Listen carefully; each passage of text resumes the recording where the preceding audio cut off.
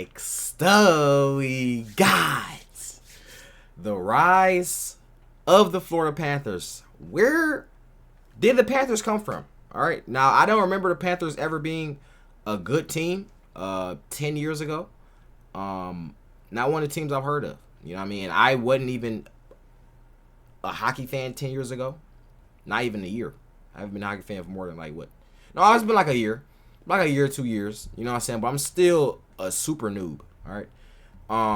So, because I think when I first started being a hockey fan, I was just like watching the highlights. I didn't really try to like really break it down and understand what's actually happening. Like this year, I actually tried to understand everything. You know what I'm saying? So this is another thing. Understanding where the Florida Panthers came from. All right, so let me know in the comments how y'all feel about the Florida Panthers right now, because they right now, hey, bro, they're like one of the best teams I've ever seen. All right, best complete team, defense and offense. So, hey, but hit the sub button. Let's just hop into it. Blockbuster visionary Wayne Huizenga was granted. Oh yeah, shout out to Red Hot Hockey.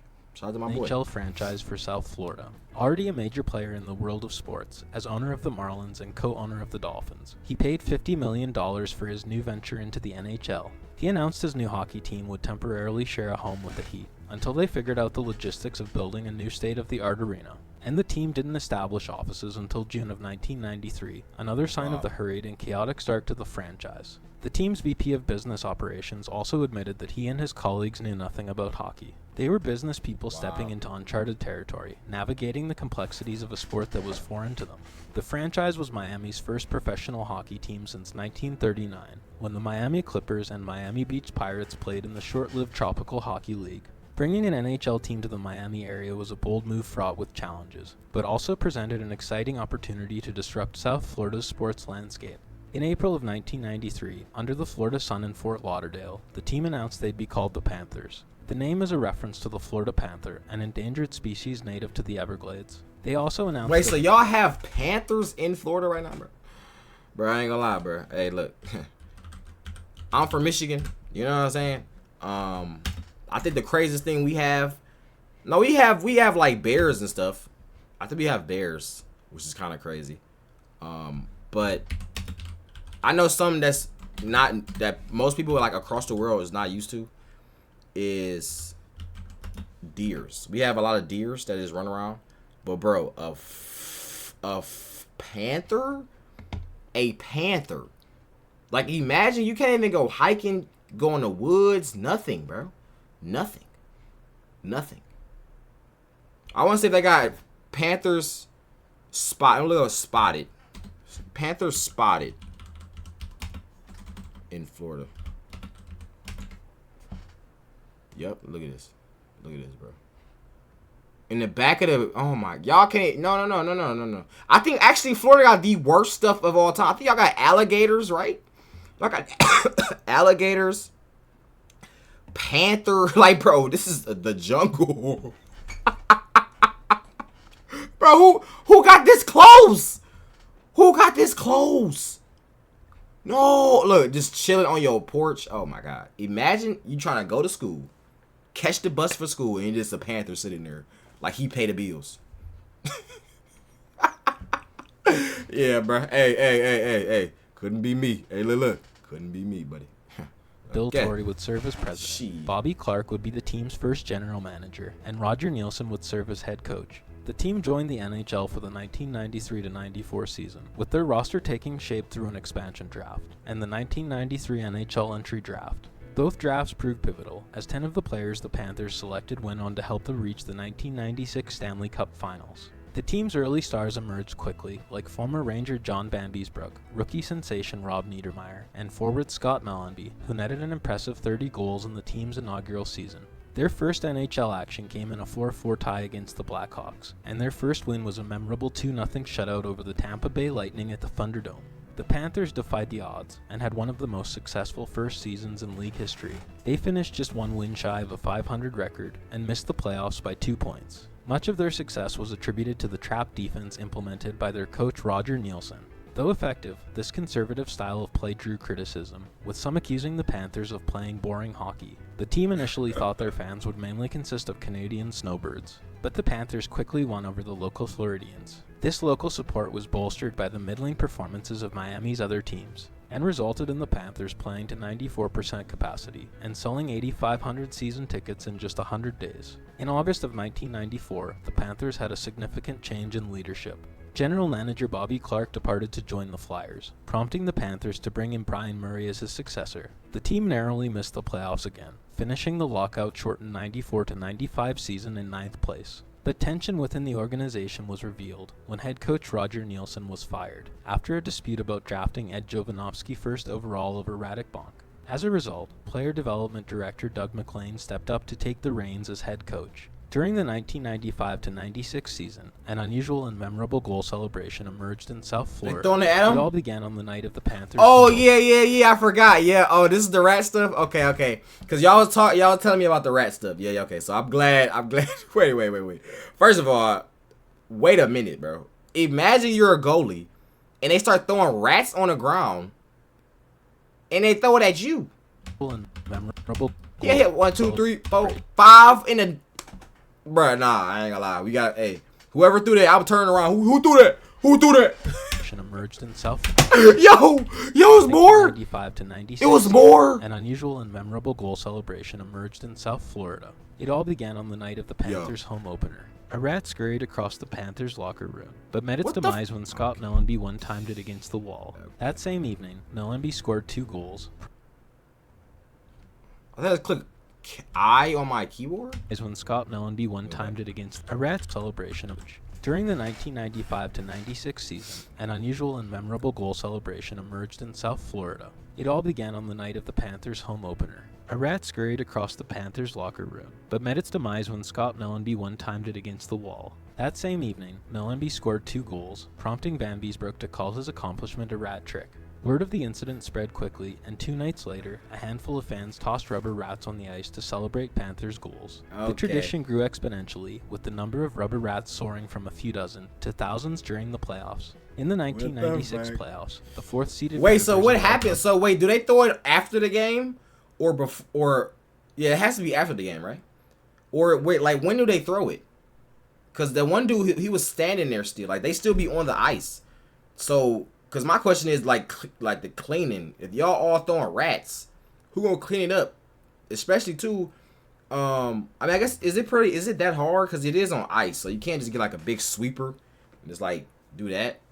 But in between, when do they throw the rats? The thousands during the playoffs. They in the still stand there. 1996 playoffs, the 4th-seeded Panthers embarked on an unforgettable run. Their first challenge was the Boston Bruins, who they defeated in 5 games. Bill Lindsay's series-clinching goal remains an iconic moment from the franchise's early years. Ooh, that's what this goal stunned the hockey world by upsetting the top-seeded Philadelphia Flyers in 6 games. They followed that up with a dramatic 7-game victory over the 2nd-seeded Pittsburgh Penguins, with Tom Fitzgerald scoring the series-winning goal. This remarkable journey propelled the Panthers into the Stanley Cup Finals against the Colorado Avalanche. Even though the Avs swept them in 4 straight, the Panthers set a record for the most wins by an expansion team in their first playoff appearance, racking up 12 victories, a record later surpassed by the Golden Knights. For orchestrating the surprise run, Brian Murray was honored as NHL Executive of the Year. The Panthers began the next season with a promising 12-game unbeaten streak, only to falter in the latter half, after trading away beloved center Stu Barnes. The slump culminated in a first-round playoff exit, losing in 5 games to the Wayne Gretzky-led New York Rangers. The 1997-98 season saw the Panthers' fortunes fall off significantly.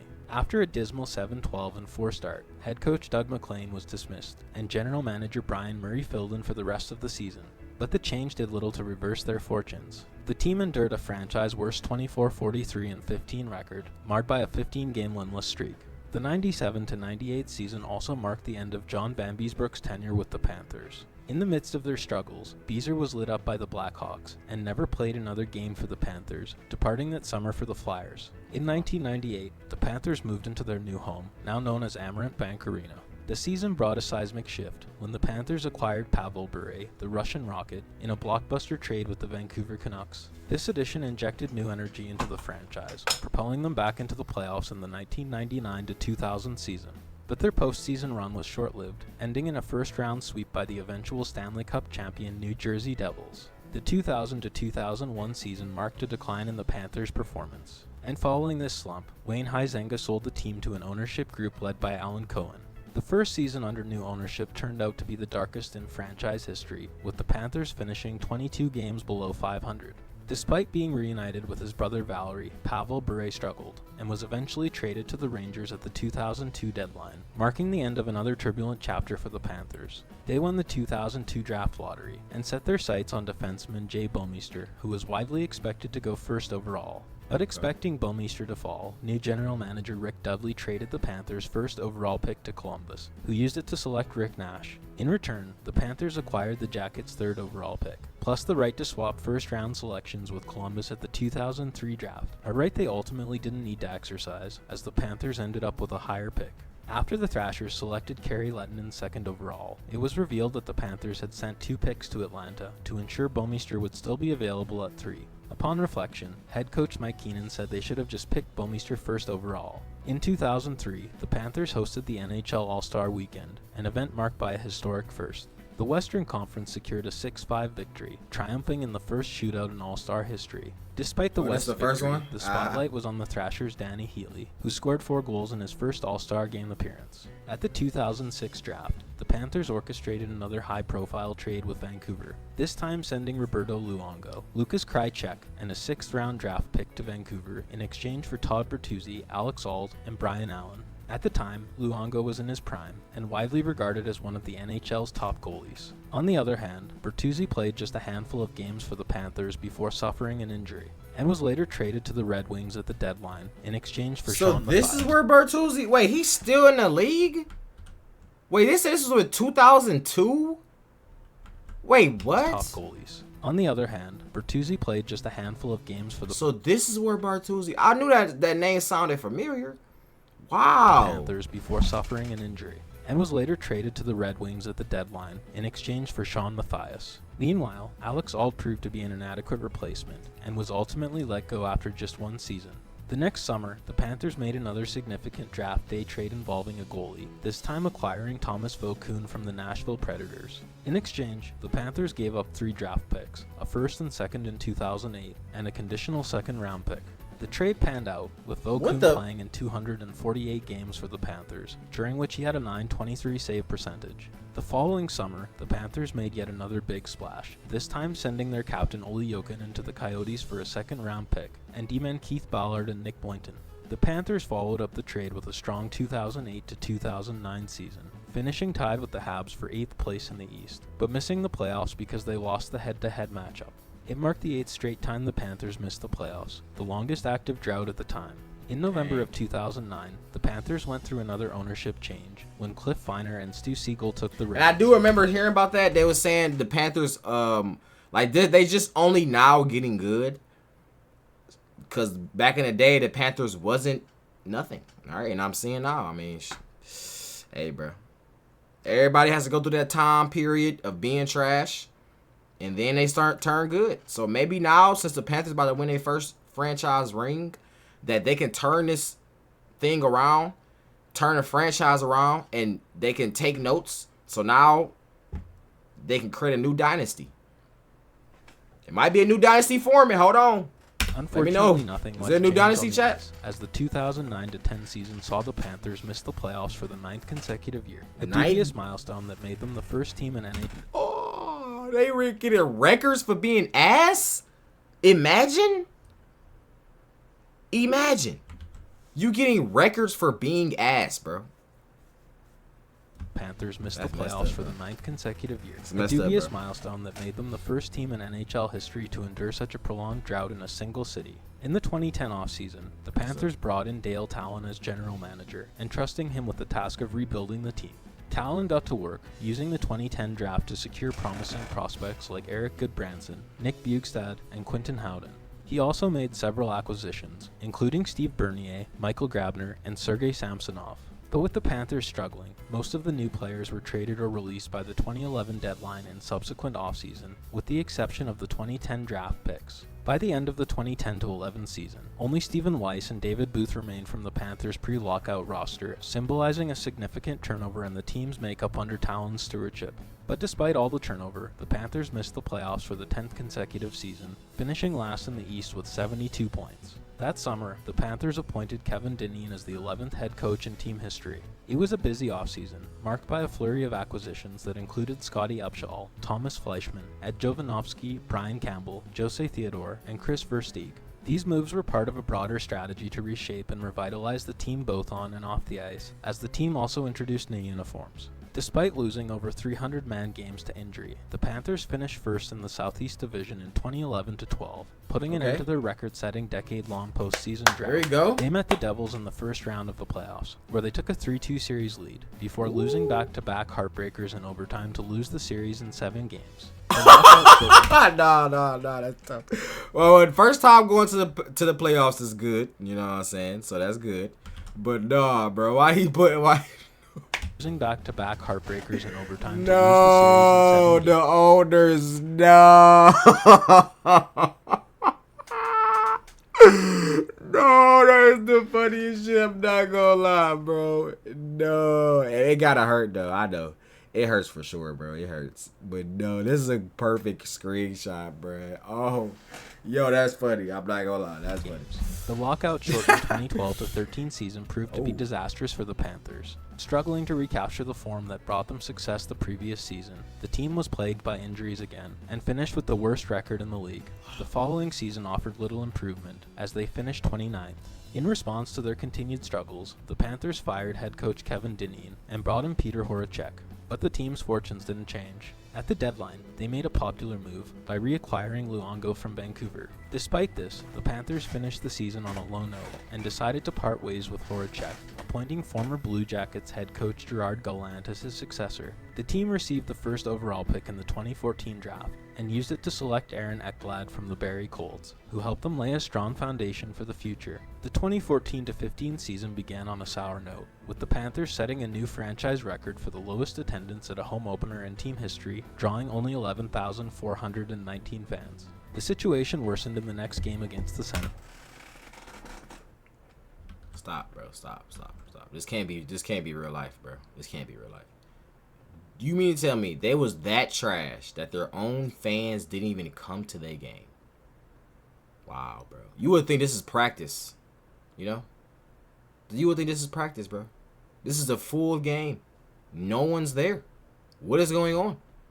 Are these just the parents of the players? You know what I'm saying?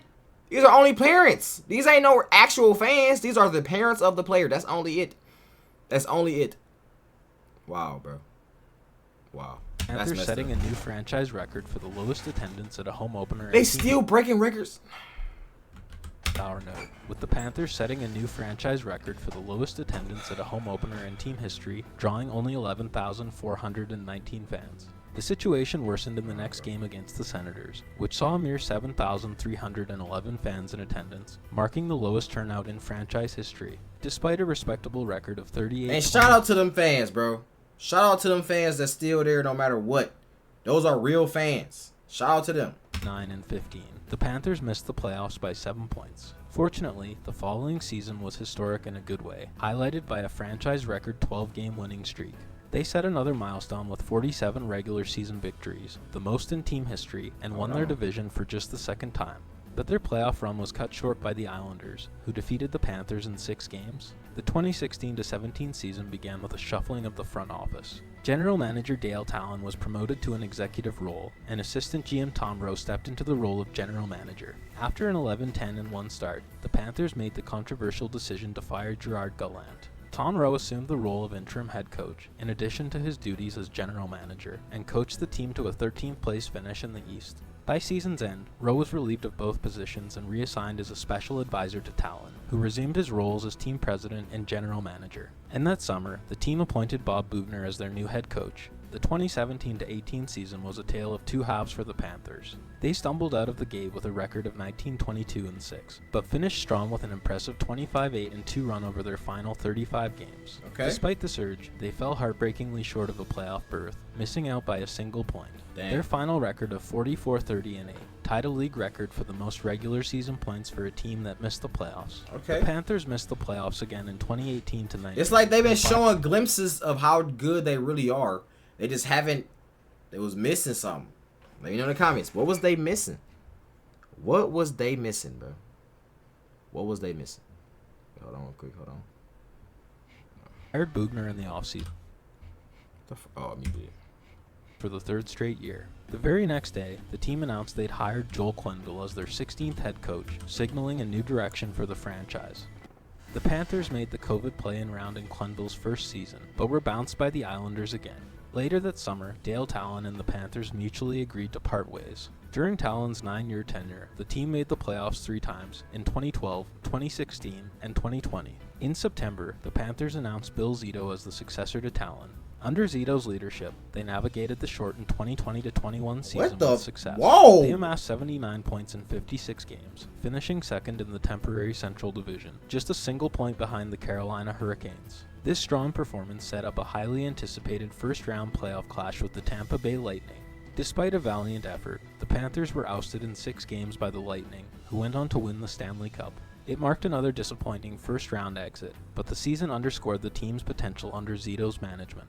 The 2021-22 season began with high hopes, as head coach Joel Quenneville led the team to a perfect 7-0 start. But things took an unexpected turn when Quenneville abruptly resigned, due to the fallout from the 2010 Blackhawks scandal. The next day, the Panthers appointed former NHL player Andrew Brunette as their interim coach, and the team's success continued under his guidance. The Panthers won the President's Trophy for the first time in franchise history, finishing the regular season with 122 points. They advanced past the first round of the playoffs for the first time in 26 years by defeating the Washington Capitals in 6 games, clinching the series with a 4-3 overtime victory. But their playoff run ended in round 2 as they were swept in 4 games by the Lightning.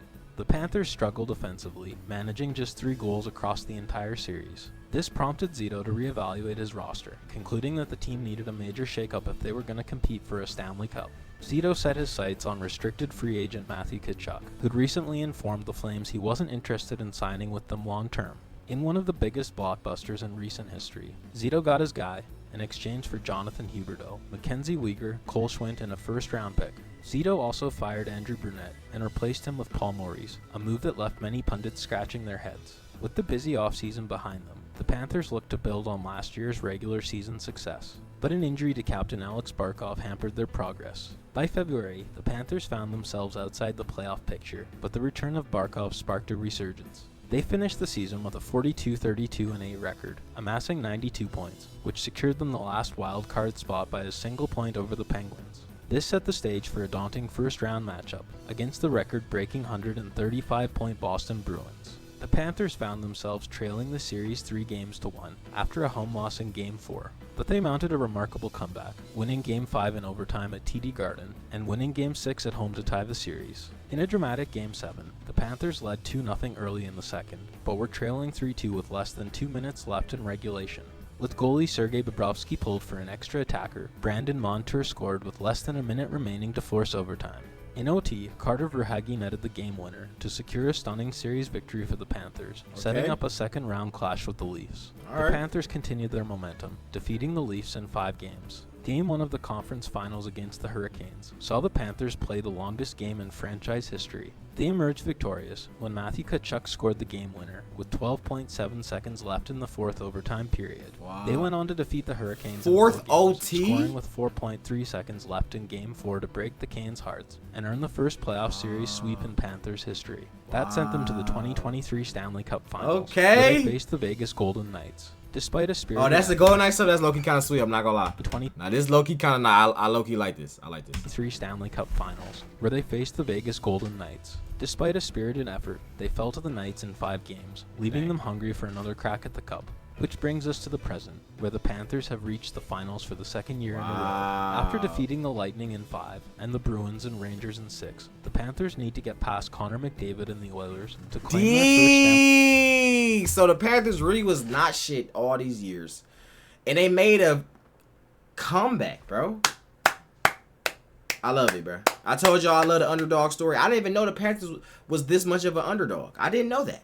You know what I'm saying? The Panthers really was trash. They was breaking records for being trash. I've never seen that in my life. You know what I'm saying? But now they've made the comeback every viable way. So if you a Panthers fan right now, shout out to you, bro. You know what I'm saying? Hey, I love y'all.